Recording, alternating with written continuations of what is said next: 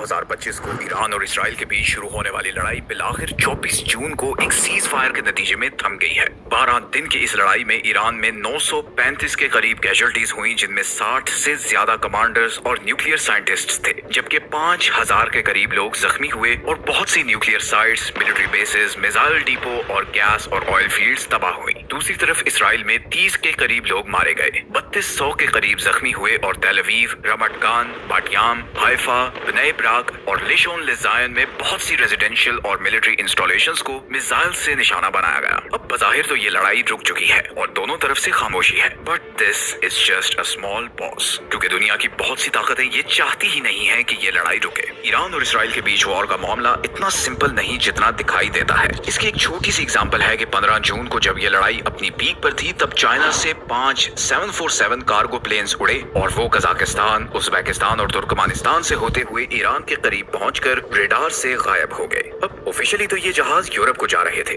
But इनका दोबारा कोई सुराग नहीं मिला और इतने हैवी कार्गो प्लेन्स का इस जंग की पीक में ईरान के करीब जाकर रेडार से गायब होना बहुत ही सस्पिशियस सी बात है, क्योंकि फिर इसके बाद ही ईरान ने इसराइल पर ऐसे मिसाइल से हमला करना शुरू किया जो इंटरसेप्ट नहीं हुए और बिल्कुल ठीक निशाने पर जाकर लगे। और फिर अमेरिका को भी इस कॉन्फ्लिक्ट में इन्वॉल्व होना पड़ा और उसने 22 जून को 7 B-2 स्टेल्थ बॉम्बर जेट से ईरान की फोर्डो, नातांज और इस्फहान की न्यूक्लियर साइट्स को निशाना बनाया और उसे सीज फायर पर आने के लिए मजबूर किया। At least this is what Donald Trump claims. Donald Trump ने शुरू में तो यही कहा था कि इन अटैक्स के बाद ईरान का न्यूक्लियर प्रोग्राम बिल्कुल खत्म हो चुका है, लेकिन बाद में यूएस इंटेलिजेंस ने रिपोर्ट पब्लिश की कि इस स्ट्राइक से सिर्फ ईरान का न्यूक्लियर प्रोग्राम कुछ महीने पीछे चला गया है और मुकम्मल खत्म नहीं हुआ। दूसरी तरफ ईरान रशिया से डील खत्म करके चाइना से 4.5 जनरेशन के J-10C फाइटर जेट्स खरीदने की तैयारी कर रहा है, which means कि Iran is panic buying at the moment। इसी तरह 2 जुलाई को ईरानी प्रेसिडेंट मसूद पेजेश्कियन ने एक लॉ साइन किया है जिसके अकॉर्डिंग ईरान की इंटरनेशनल एटॉमिक एनर्जी एजेंसी के साथ कोऑपरेशन खत्म कर दी गई है। सो ये पीस टेम्पररी है because Iran hasn't given up its nuclear ambitions and Israel still believes that Iran is a threat to its existence। अब जरा इस वॉर में जो एक्सटर्नल प्लेयर्स इन्वॉल्व हैं उनकी बात करते हैं। सबसे पहले आता है अमेरिका, जिसका इस वॉर में बहुत ट्रिकी रोल है। अमेरिका इसराइल को भरपूर सपोर्ट करता है, वो उसे हथियार, इंटेलिजेंस और डिप्लोमेटिक बैकिंग देता है, क्योंकि इसराइल स्ट्रेटेजिकली अमेरिका के लिए बहुत इंपॉर्टेंट है। इसराइल मिडिल ईस्ट में अमेरिका का सबसे करीबी दोस्त है, चाहे इंटेलिजेंस शेयरिंग करनी हो या मिडिल ईस्ट में फौजी ताकत इस्तेमाल करना हो। इसराइल के जरिए ही अमेरिका ईरान जैसे कंट्रीज पर नजर रखता है जो उसके लिए कभी भी थ्रेट बन सकते हैं। इसराइल को महफूज रखकर अमेरिका मिडिल ईस्ट में अपना होल्ड रखता है। इसराइल की ही वजह से अमेरिका मिडिल ईस्ट में मौजूद अपनी ऑयल सप्लाईज और मिलिट्री बेसिस को सिक्योर करता है, क्योंकि ये सारा खिता बहुत वोलेटाइल है।